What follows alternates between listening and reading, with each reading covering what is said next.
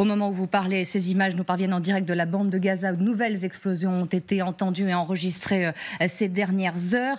Vous avez été, avant d'être Premier ministre, ministre aussi de l'Intérieur, et on parle de ces décisions prises aussi sur le plan national et dans toutes les capitales européennes. Ruth El-Krief. Oui, hier à Berlin, il y a eu l'intervention de la police dans un quartier puisqu'il y avait des manifestations de soutien à l'opération du Hamas.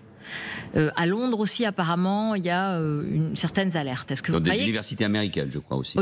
Donc, est-ce que vous croyez que ça peut arriver en France? Oui, vous auriez toujours, bien sûr, elles auront lieu.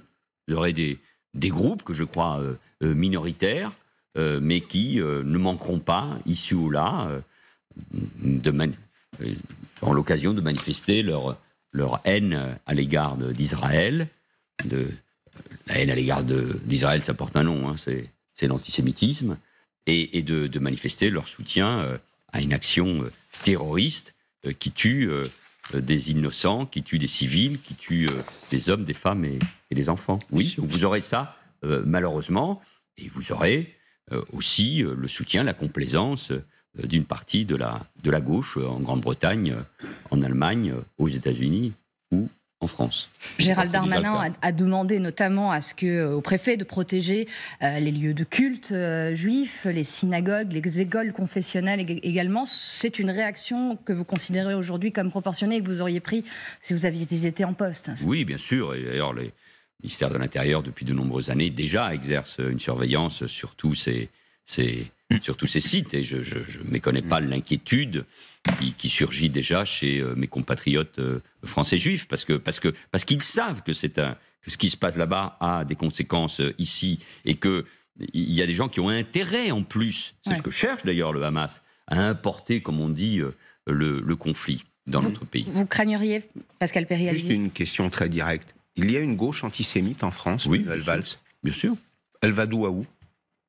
Il y a celle qui accueille, par exemple, Corbyn, lors d'une campagne électorale. Pardon, Corbyn. Jérémy Corbyn, l'ancien leader du Parti travailliste britannique, qui est expulsé d'ailleurs de ce parti, pour complaisance envers le discours antisémite. Il y a une gauche qui s'abrite derrière la critique d'Israël. Toujours critiquer le gouvernement israélien. D'ailleurs, les Israéliens le font mieux que quiconque en manifestant. Il y a 10 millions de gens qui manifestent contre le gouvernement en Israël. Absolument. Nous, il n'y a pas beaucoup de gens qui manifestent contre un certain nombre de gouvernements théocratiques, ou ce qui se passe, par exemple, en Algérie, dans nos rues. C'est d'ailleurs assez étonnant. On trouve parfois plus de certains militants politiques qui vont manifester contre Israël, contre un régime comme celui de l'Algérie. Mais enfin, c'est une autre affaire. J'en reviens à la gauche antisémite. Oui, parce que... Celle qui accueille Corbyn, elle va jusqu'où? Oui, parce que cette gauche qui se dit antisioniste, c'est-à-dire au fond l'antisionisme, c'est la négation de l'État d'Israël, au fond cache son antisémitisme. Mais comme elle a cherché l'alliance avec l'islam politique. Aux téléspectateurs qui nous regardent, Elisabeth Borne, la Première ministre d'ailleurs, s'est exprimée très clairement sur le sujet ce matin. L'antisionisme de la LFI est parfois une façon de masquer une forme d'antisémitisme, déclare-t-elle, qui dénonce également les ambiguïtés révoltantes d'une partie de la gauche. Ruth El-Krief. Oui, on a vu les réactions de tout le paysage politique français, à l'exception de la France insoumise. Peut-être que François Ruffin a condamné clairement les attaques du Hamas, mais il est le seul.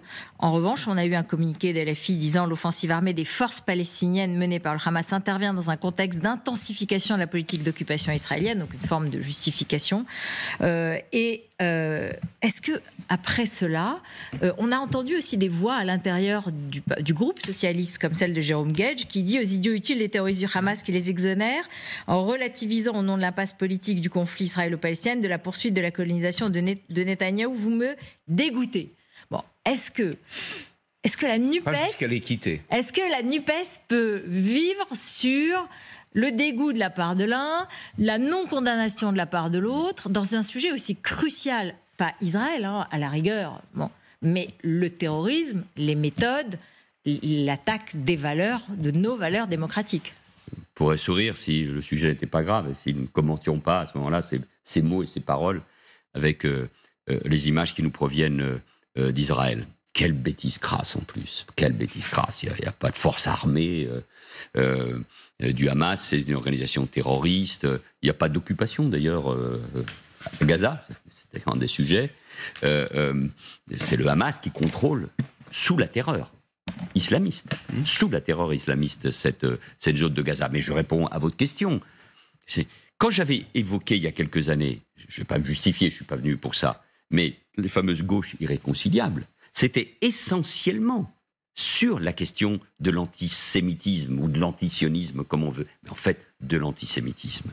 Parce qu'il y a, au fond, il y a cette idée chez une partie de la gauche, et Louis Plenel et d'autres l'ont théorisé, qui est de dire la grande masse de l'immigration ou des musulmans et de leur cause, cette grande masse, c'est le nouveau prolétariat. Donc nous devons le conquérir, quelles que soient d'ailleurs les causes. Donc, je ne suis pas Charlie parce que il faut comprendre quand même ce qui s'est passé. Je mets des guillemets. Je soutiens le Hamas parce que quand même, la rue arabe un peu partout dans le monde va se solidariser avec les Palestiniens. Je mets des guillemets à chaque fois pour que les téléspectateurs me comprennent. Mais au fond, c'est la même idée. C'est un marché électoral derrière qu'on pense conquérir. Ce qui explique la position d'ailleurs de LFI au moment, par exemple, des émeutes urbaines de juin-juillet. Est-ce qu'ils ne se trompent pas sur cette population ?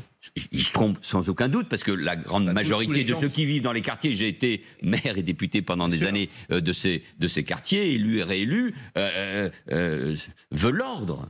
Mais il y a, dans le monde arabo-musulman, et donc parmi nos compatriotes de culture musulmane, il y a aussi des ambiguïtés, il y a en tout cas des questions, il y a un déchirement. Je vais droit au but. C'est pas majoritaire, non ? Non, je ne crois pas, je l'espère, mais tout de même. Ce que je veux dire par là, c'est que il ne peut pas y avoir la moindre ambiguïté vis-à-vis de la France insoumise. Or, les alliances, elles existent toujours dans le cadre de la NUPES. Jérôme Guedj, pour qui j'ai beaucoup d'amitié et de tendresse, est qu'un garçon courageux, mais il était favorable à une liste d'union au moment des européennes avec LFI. Je crois que ça ne sera plus le cas, et tant mieux. Il n'y a plus d'actualité. Il doit y avoir un cordon sanitaire à l'égard de la France insoumise et de ses positions, de la violence de son discours. Comment dans ce pays... Jean-Luc Mélenchon, il y a quelques années, m'a traité de nazi dans une salle de l'Assemblée nationale. Mais j'y ai repensé. Comment peut-on accepter qu'un parlementaire de la République traite un autre parlementaire, en l'occurrence le secrétaire général du Parti communiste, d'être Doriot, c'est-à-dire un ancien communiste devenu nazi et collaborateur. Donc, le pire des collabos. Ouais. Donc, si on accepte ça, c'est insupportable. Donc, il ne s'agit pas uniquement... Non, il faut rompre avec cette gauche-là. Vous appelez Olivier Faure à rompre avec la NUPES et à arrêter... Je n'appelle pas Olivier Faure, je n'ai rien à lui demander, je ne suis plus au PS. Mais Jérôme Guedj, par exemple, devrait quitter le... Non, il faut rompre avec eux. Moi, je ne rentre pas dans le détail, je ne suis plus en responsabilité et je ne suis pas au PS, surtout depuis 2017. Je suis parti pour cela, ou à cause de cela. Donc, et tant qu'il n'y a pas une rupture, mais de tous, y compris ce qu'on fait au deuxième tour, dans les élections locales, on ne peut pas accepter. J'avais soutenu Valérie Pécresse au régional, ça m'a été reproché, mais précisément parce qu'il y avait une liste d'union en face avec la France insoumise. Ça n'est pas possible. Ça n'est pas possible. Il faut un cordon sanitaire. Ils ne sont pas, de mon point de vue, dans un discours républicain. Et leurs décisions, leurs prises de position, encore ces dernières heures, elles sont terribles, elles font mal. Ils ont un électorat.